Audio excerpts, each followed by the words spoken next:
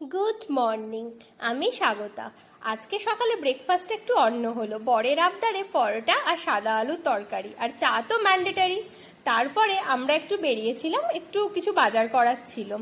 বাজার টাজার করে ফেরার সময় আজকে এত গরম লেগেছে যে কি বলবো।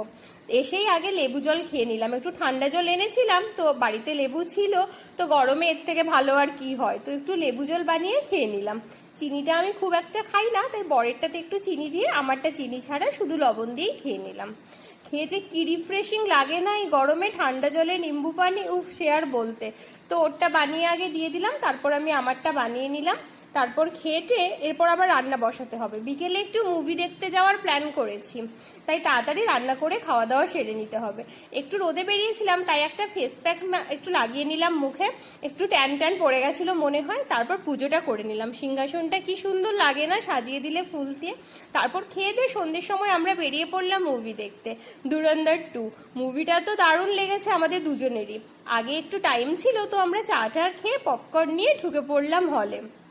মুভিটা আমার ফাটাফাটি লেগেছে, প্রচণ্ড টুইস্ট ছিল। তোমরাও দেখো, তোমাদেরও ভালো লাগবে। তারপরে রাতে ফেরার সময় একটু পিৎজা নিয়ে নিলাম আমরা দুজনে খাওয়ার জন্য, তাই রাতে পিৎজা পার্টি করে নিলাম।